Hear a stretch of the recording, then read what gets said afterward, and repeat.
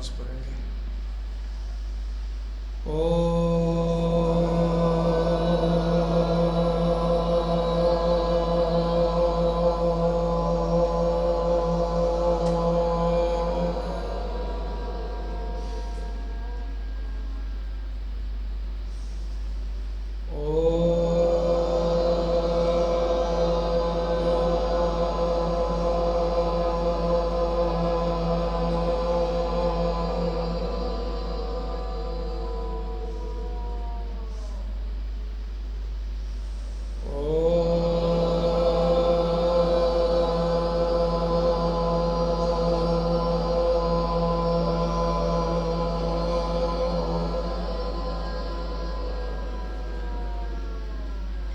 अग्न आया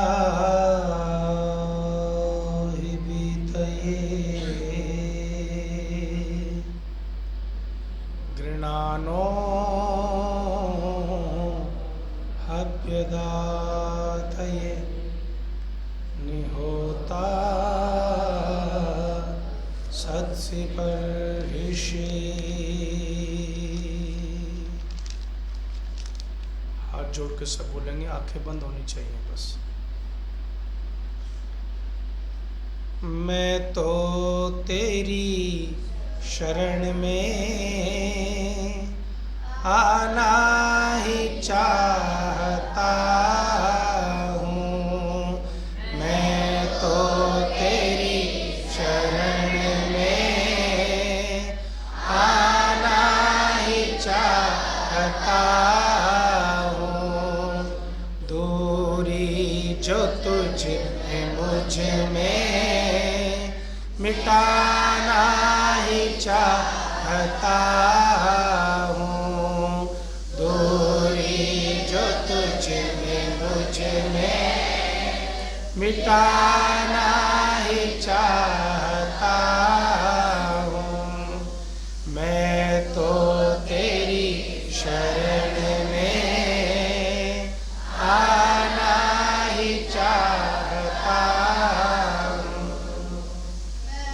ब्रह्मचारी थोड़ा सा धीमी रखेंगे आवाज, बाकी लोग थोड़ा जोर से बोलें।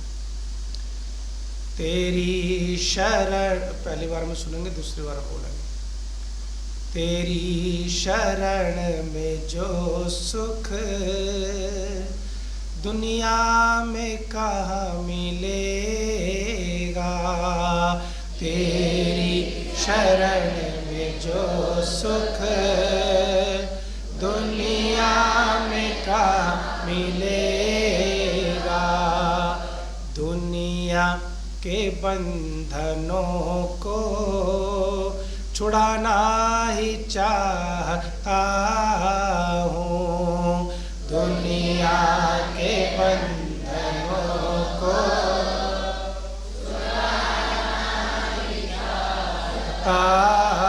हूँ। चारों तरफ अंधेरा जीवन में घिर भी जाए। चारों तरफ अंधेरा जीवन में घिर भी जाए। तेरा सहारा प्रभु जी पाना ही चाहता हूँ। तेरा सहारा प्रभु जी पाना ही चाहता हूँ। भागा बहुत जगत में सुख चैन तो मिलाना। भागा बहुत जगत में सुख चैन तो मिला। मैं जयेंद्र गीत तेरे गाना ही चाहता हूँ। मैं जयेंद्र गीत तेरे गाना ही चाहता हूँ। मैं तो तेरी शरण में आना ही चाहता हूँ। ओम शांति शांति शांति। आगे हाथ ऐसे करके घर्षण कीजिए। गरम नरम हथेलियों को कोमल आंखों पर लगाइए। धीरे से आंखें खोलिए। मेरे चेहरे पर अपनी दृष्टि केवल मेरे चेहरे पर सबकी निगाह होनी चाहिए। सम्माननीय मंच संचालिका गायत्री मीना जी, उपस्थित, आवाज ठीक आ रही है जी? बढ़वाऊं थोड़ी सी। उपस्थित भद्र पुरुषों, वंदनीय मातृशक्ति प्रिय ब्रह्मचारियों,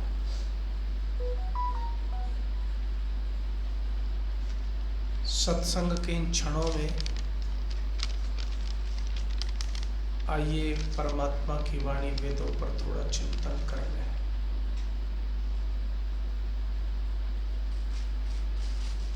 वेद का एक मंत्र है, बहुत खूबसूरत, बहुत सुंदर। सारे ही मंत्र वेद के सुंदर हैं। कहते हैं परित्य भूतानि, समस्त भूतों की जांच करके, परीक्षा करके। सुनेंगे तो बात समझ में आएगी।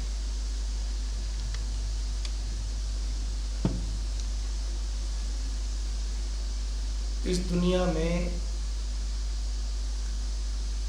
आपने जितने भी काम अच्छे ढंग के किए हैं, उन सब के लिए आपको परीक्षा बोलो देनी पड़ेगी। आप स्कूल जाना चाहते थे तो आपको परीक्षा देनी पड़ी।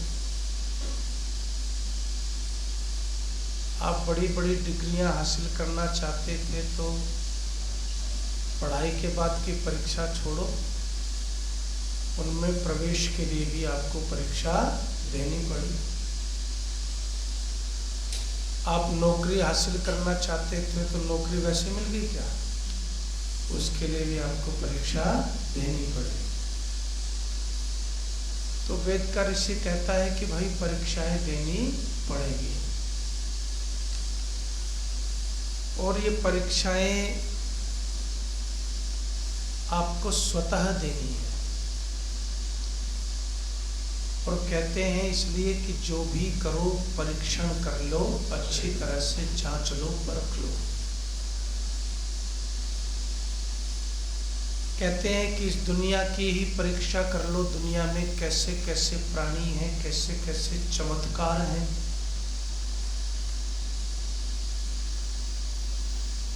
आदमी जो है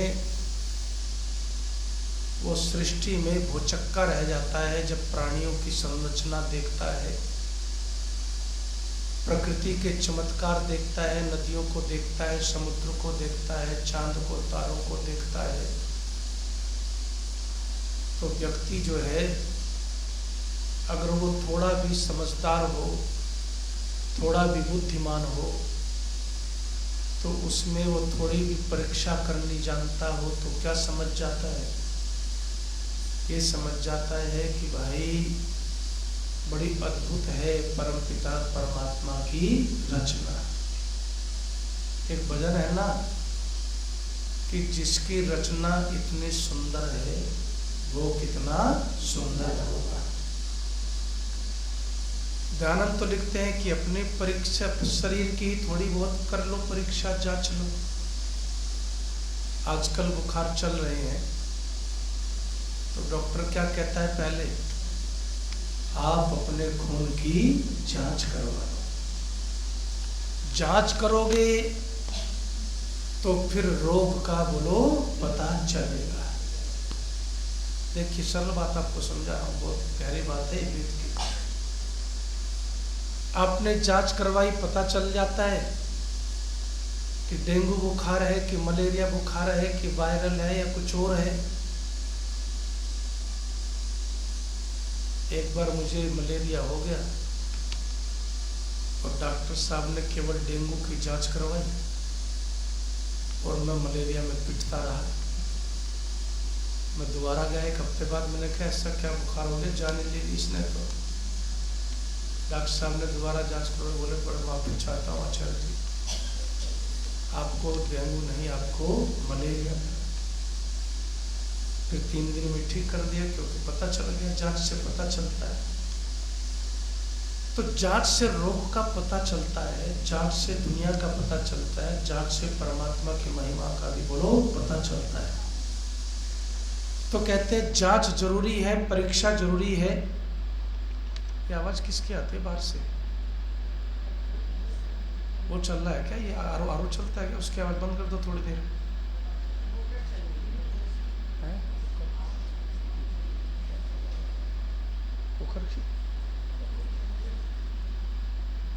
अब वेद ने अगली बात कही, वो कितने पते की बात कही है। वेद कहता है कि अच्छा तू परीक्षा करना तो चाहता है, चलो अच्छी बात है, जांच करेगा तो तेरी जांच जो है, इसकी तेरे रोगों की जांच लाल पैथोलॉजी लैब में नहीं होगी, उसका जांच करता भी तू ही है और लैब भी बोलो तू ही है, सब कुछ तेरे ही हाथ में है। फिर मैंने पूछा क्या करूं, किस चीज की जांच करूं? खून की करवाऊं कि आंखों की करवाऊं कि बालों की करवाऊं कि शरीर की करवाऊं, किस चीज की जांच करूं परमात्मा? तो अगले ही कहता है परित्यलोकान, कि तू खून की जांच नहीं करवानी, तुझे आंखों की शरीर की जांच नहीं करवानी, बल्कि तुझे अपने कर्मों की बोलो खुद जांच करनी है। कितना अद्भुत समझाया कि तुझे अपने कर्मों की खुद जांच करनी है। 2 शब्द दे दिए कि कर्मों की और भोगों की, है तो जुड़े हुए ही, लेकिन समझाने के लिए दोनों अलग अलग कर दिए। जैसे कि व्यक्ति खाना खाता है, भोग से समझाता हूं फिर आगे चलेंगे। जैसे कि व्यक्ति खाना खाता है, खाने में व्यक्ति आलू टमाटर भी खाता है, खाने में व्यक्ति दाल चावल भी खाता है, और खाने में किसी प्राणी की बोलो हत्या करके भी खाता है। तो कहते हैं ये जांच कौन करेगा? ये जांच तुझे खुद करनी है। और ऋषिदान ने क्या लिखा है? भक्षा भक्ष्य पदार्थ, कि क्या खाना चाहिए और क्या नहीं खाना चाहिए। एक संत की बात मेरे दिल को बड़ी अच्छी लगती है। कहता है कि अगर तुम्हारी थाली में ऐसे पदार्थ आ सकते हैं जिनमें चीखे ना हो किसी की, और उसी से ही तुम्हारा पेट भर सकता है, तो फिर चीख वाली थाली लगाने की बोलो क्या जरूरत है साहब? परमात्मा ने कहा कि तू दूध पीना, तू फल खाना, लेकिन मैंने क्या पीना शुरू कर दिया? बोल दिया करो एक आध बात तो है ना। चाय का तो खैर, चाय तो कोई खास बात नहीं है, चाय से भी बड़ी बड़ी चीजें हैं दुनिया में। चाय का क्या पीना ना पीना? कोई शराब पीता है, कोई सिगरेट पीता है, कोई गांजा पीता है, कोई भांग पीता है। तो ये भोग कैसे पदार्थों का भोग कर दिया? जिसने हमारे समस्त जीवन को बोलिए तहस नहस कर दिया, जिसने समस्त जीवन को नष्ट कर दिया। जो व्यक्ति आज के इस युग में एक से एक बुद्धिमान व्यक्ति है। पहले किसके आते थे जी 99% कटपालिए जी? पहले तो फर्स्ट डिवीजन किसी के आपके ज़माने में आते होंगे तो पूरे शहर में जश्न मनता था, फर्स्ट डिवीजन आ गई साहब। अब 99% आ रहे हैं, 98% आ रहे हैं, और कई बार तो मैं देखता हूँ कि किसी किसी सब्जेक्ट में 100 में से 100 नंबर भी हैं। मैं तो जब एमईटी में गया था ना, तो बताया कि ये 3 टॉपर हैं जी, और उनके इन विषयों में 100 में से 100 नंबर है। उन्होंने कहा मुझे इन हस्तियों के दर्शन करो यार, हैं वो साधारण काम नहीं है, वो साधारण काम नहीं है। तो फिर मैं आपको समझा रहा था कि जीवन में आपको क्या करना है, परीक्षा आपको किसकी देनी है? अपने भोगों की जांच करनी है साहब। आप अपने भोगों की जांच नहीं करते, और गलत भोगों को भोगने का परिणाम यो तो अच्छे भोग भी एक दिन केवल भोग ही होते हैं, लेकिन फिर भी वो जीवन के लिए आवश्यक हैं। लेकिन जो जीवन के लिए आवश्यक ही नहीं बल्कि जीवन को बर्बाद करने वाले हैं, ऐसे पदार्थों का सेवन करना, उनका भोग करना जीवन को बर्बाद करना है। और कहते हैं ये परीक्षा तुझे करनी है कि तू सही जा रहा है या बोलो गलत जा रहा है। ये कहता है वेद का ऋषि, परित्य होगा। कहते हैं कि इन भोगों की जो तू भोग रहा है, कई बार हम जो हैं भोगों में भी, देखिए तो बात बिल्कुल सही है कि धन की तीन ही गतियाँ आपने सुनी है, दान भोग नाश। भोग भोगना आवश्यक है, लेकिन जितना भोग के अतिरिक्त हो, भोग के अतिरिक्त कैसी कैसी, मैं आपको बताऊँ, बड़ी कभी कभी मुझे बड़ी पीड़ा भी होती है कि लोगों के बिल आते हैं, ऐसा बिल आते हैं कि करोड़ों रुपए में खाना बना जी। मेरे शादी में जी 50 प्रकार की मिठाइयाँ थी। मैंने खुद ऐसी शादियाँ कितनी देखी हैं कि एक एक मिठाई चख नहीं सकता आदमी, इतनी तो मिठाइयाँ बनी है। क्या होगा उससे? केवल ये प्रदर्शन है कि मेरे पास बोलो कुछ है, उसका प्रदर्शन मात्र है। तो ऋषि कहते हैं भोग का सिर्फ इतना मतलब है जितना तुम्हारे जीवन की यात्रा के लिए बोलो आवश्यक हो, जितना तुम्हारे घर गृहस्थी को चलाने के लिए आवश्यक हो, उतने को तुम अपने भोग में जरूर समेटो। जो आधुनिक सुख सुविधाएं हैं उनको जरूर समेटो, लेकिन कहते हैं केवल भोग के पीछे भी पागल मत हो जाना। ये जांच कौन करेगा जी मैं पागल हूं कि नहीं हूं? आप करोगे या मैं करूंगा? है ये जांच आपको खुद करनी है। लेकिन सबसे बड़ी बात क्या है? सबसे बड़ी बात यह है कि हम जांच जो है ना करते नहीं अपनी, और करते हैं तो किसकी? बोलो जल्दी से, दूसरों की। दूसरों के कर्मों की जांच करने में हम मास्टर हैं, लेकिन अपने कर्मों की जांच कभी करते नहीं, अपने भोगों की जांच कभी करते नहीं। एक फकीर था, उसने अपने जीवन की घटना लिखी। कहता है जब मैं जवान हो गया, थोड़ी सी बुद्धि आई और मेरा विवाह हो गया, तो मैं भगवान से कहता था परमात्मा मुझे इतनी शक्ति दे कि मैं अपनी पत्नी को सुधार सकूं। क्या कहता था? मैं अपनी पत्नी को सुधार सकूं। फिर थोड़ा सा बड़ा हुआ, बच्चे हो गए, तो फिर कहता था परमात्मा मुझे इतनी शक्ति दे मैं अपने बच्चों को सुधार सकूं। फिर थोड़ा सा और मैच्योर हो गया, कहने लगा परमात्मा इतनी शक्ति दे कि मैं दुनिया को सुधार सकूं। करते करते कहाँ जा लिया? बुढ़ापा आ गया जी। है पत्नी तो सुधराई थी, उसे कहाँ सुधारता? तो सुधारते सुधारते जग को बुढ़ापा आ गया। अब क्या कहा? अब कहा कि हे परमात्मा मुझे इतनी शक्ति दे कि मैं अपने आप को सुधार सकूं।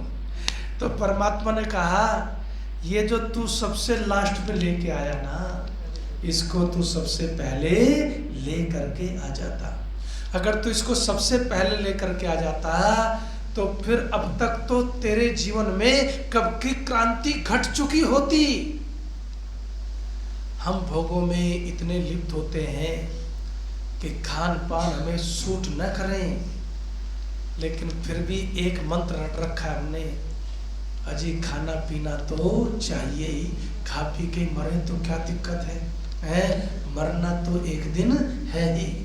हम इस तरह से भोग भोगने में लिप्त हो जाते हैं कि जीवन और भोग के अंतर को ही बोलो मिटा देते हैं साहब, और ये मानने लगते हैं कि शायद भोगों के लिए ही हमारा जीवन बना है। और दूसरा क्या कहते हैं?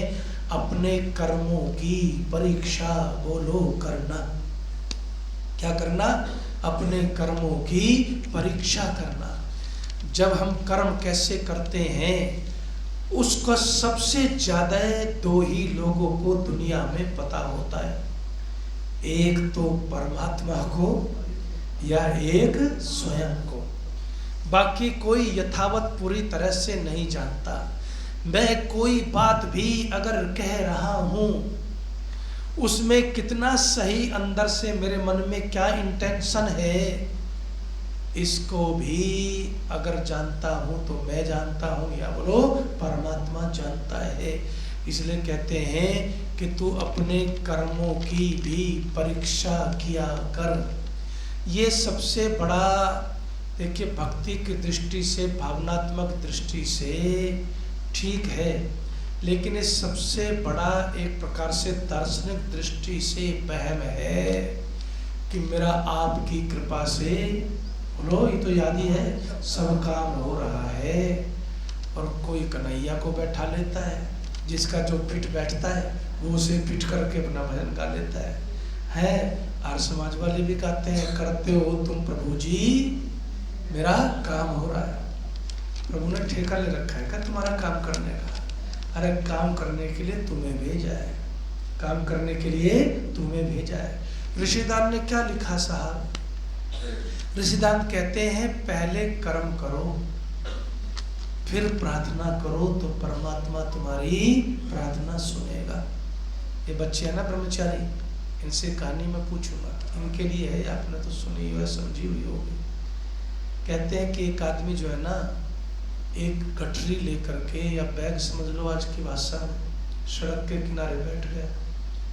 जो भी आदमी जाता रिक्वेस्ट करता, प्रार्थना करता, भाई साहब बैग उठा के मेरे सर पे रख दो, किसी ने ना सुनी।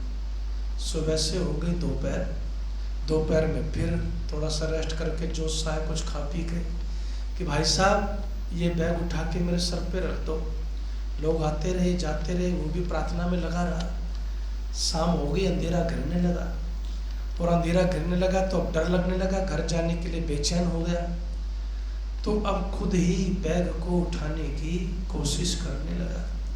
तभी वहाँ से एक आदमी गुजरा, उसने कहा भाई साहब बैग में ज़्यादा वजन है क्या? बोले हाँ जी वजन तो बहुत ज़्यादा है, आपकी सहायता मिल जाए तो काम आसान हो जाएगा। झट से उसकी सहायता की, बैग उठाया, सर पे रख दिया।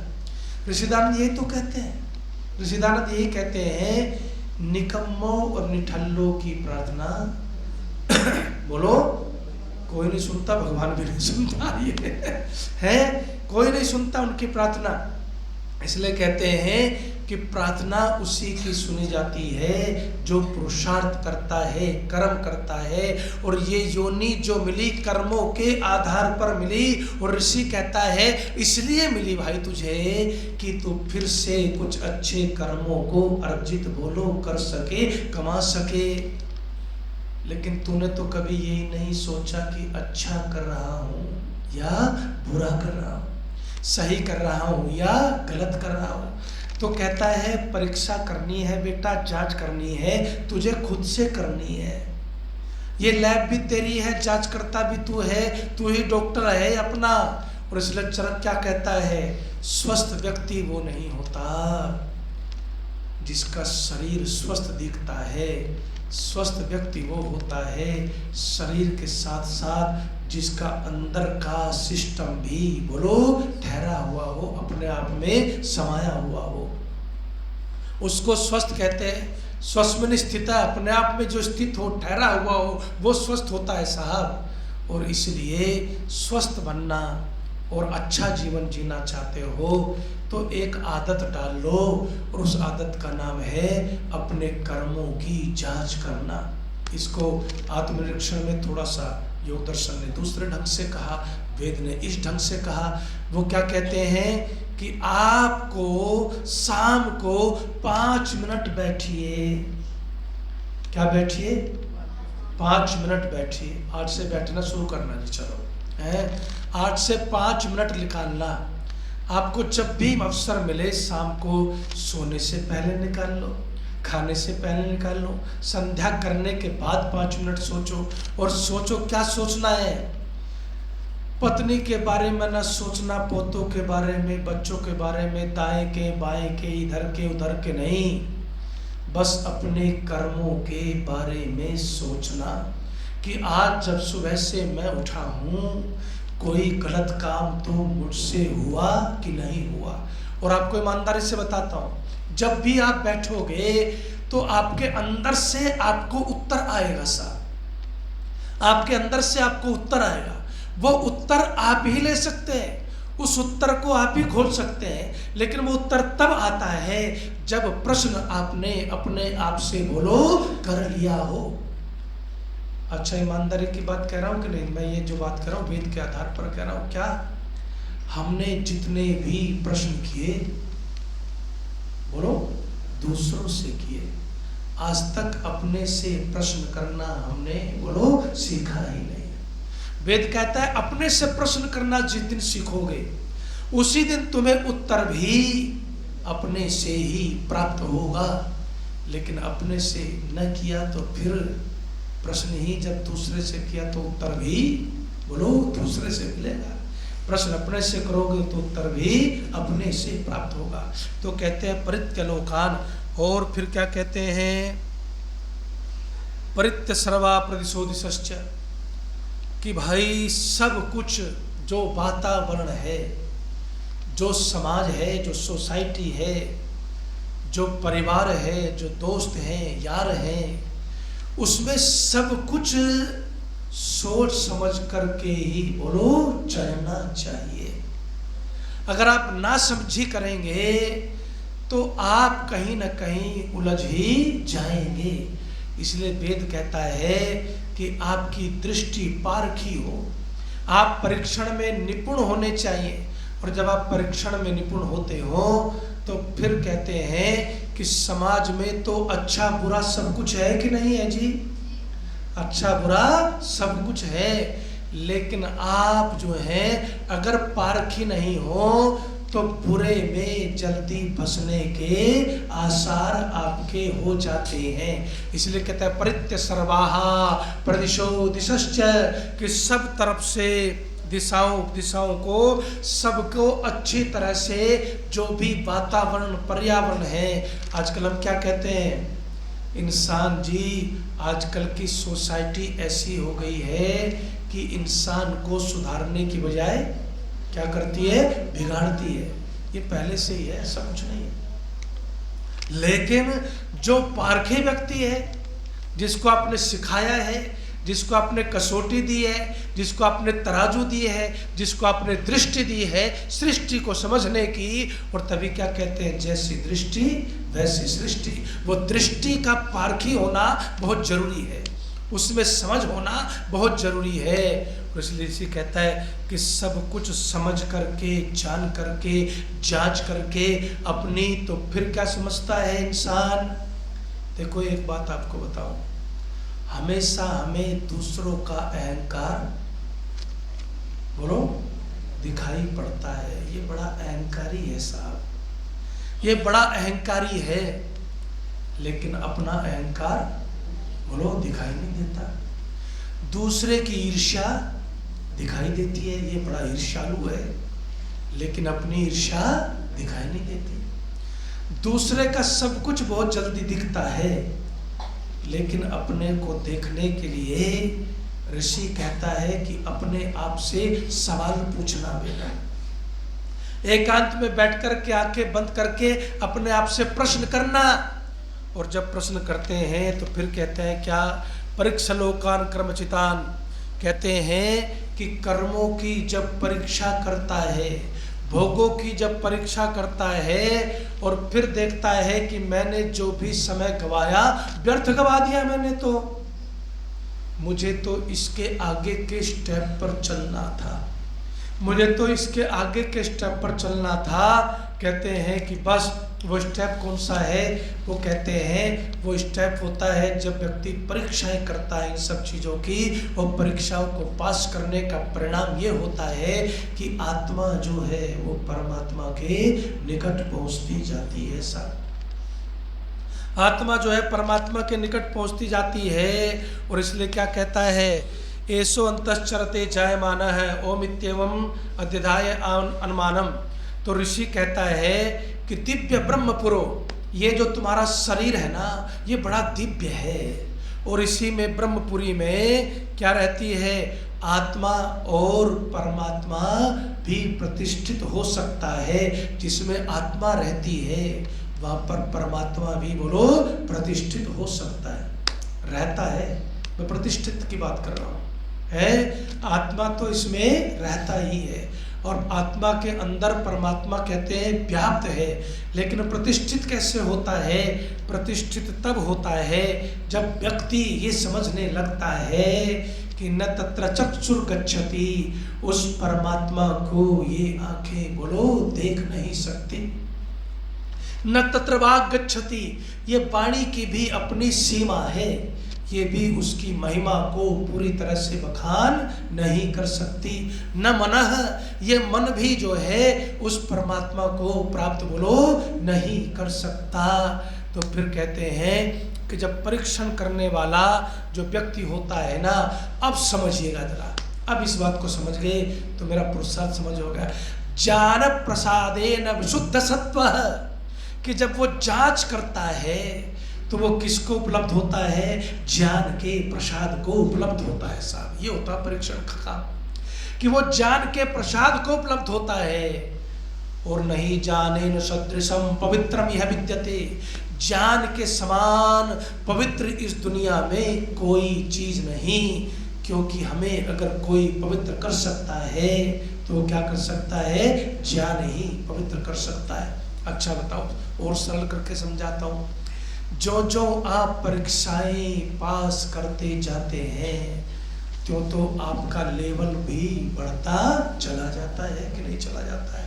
तो ऋषि यही बात कह रहा है। बस कहते हैं कि जब आप जांच करते हैं, अपने से सवाल करते हैं, तो फिर उसमें आपको ज्ञान की उपलब्धि होती है।